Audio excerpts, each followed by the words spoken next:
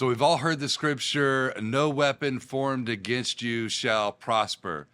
But will God actually use the weapons that were formed against you at times to help you prosper, to propel you to the next level, to glorify his name, to save you from whatever situation that you may be facing or that you may be dealing with? Absolutely.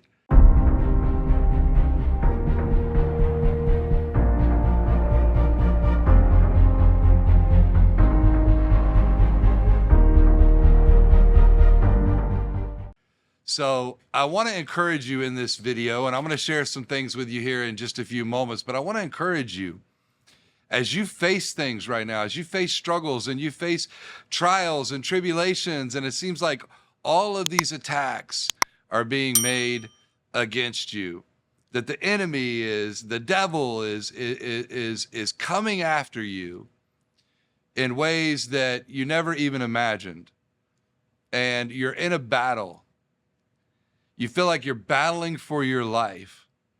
Here's what you need to know is that God will use the weapons that were formed against you to get you out of whatever situation you're in, but also to take you to the place that he has been calling you to. So I want to take you to the book of 1 Samuel, and we're going to be in chapter 21, and I'm going to read to you verses 8 through 10.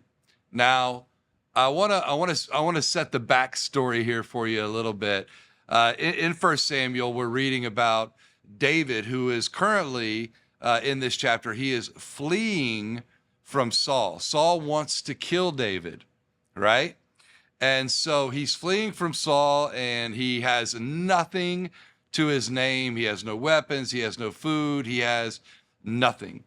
And he ends up in the city of Nob.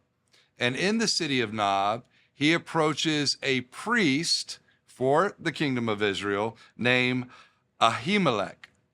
Now, Ahimelech obviously serves the king, Saul, but he knows who David is. So when David shows up to Ahimelech, he's kind of taken back a little bit, like, what are you doing here, you know? So David tells the priest that he's on a secret mission from the king. He doesn't want the priest to know that he's actually fleeing from the king. So he tells this priest that he's on a secret mission. And he says, I have no food. So, of course, he gets some bread from the priest. And then he says to the priest, he says, is there not here on hand a spear or a sword? For I have brought neither my sword nor my weapons with me, because the king's business required haste. Anyways, I got out of there in a rush, so I didn't grab any swords. This is what he's telling to the priest. So the priest says to him, this is verse 9, 1 Samuel 21, verse 9, he says, so the priest said, the sword of Goliath, the Philistine, whom you killed in the valley of Elah, there it is, wrapped in a cloth behind the ephod. If you will take that, take it, for there is no other except that one here. And David said, there is none like it. Give it to me. You know, I read this and I'm thinking to myself, my goodness, now nobody knows how the sword ended up in Nob, but at one point, the sword was dedicated to the Lord after David. We all know the story of David and Goliath. And this is Goliath's sword, the giant that David killed. And so here he is. He shows up in Nob. He's asking for food. He's asking for weapons. And the priest tells him the only weapon that we have in this place is the sword of Goliath. Yeah, the one that you killed in the name of the Lord. And David says, give it to me. So here's David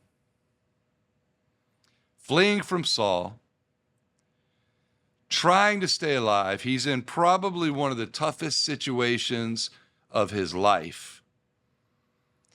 The enemy is after him. And what does God do? Leads him to the thing, Goliath's sword, the thing that the devil meant to destroy him with. The weapon that was meant to destroy him, God used to help him. So I want you to think about that thing that you're facing right now.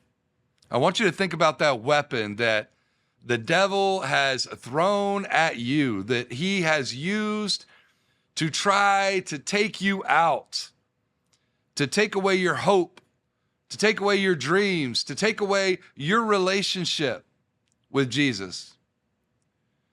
I want you to think about what the enemy has used to try to destroy you, and know, just know without a shadow of a doubt, that the Bible tells us that no weapon formed against us shall prosper.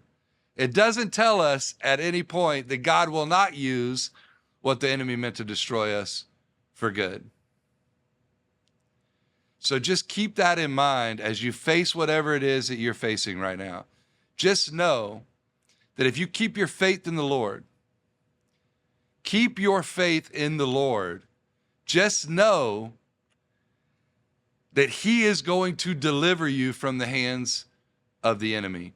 That he's going to take whatever was meant to destroy you in your life, and he's going to use it for good if you will let him.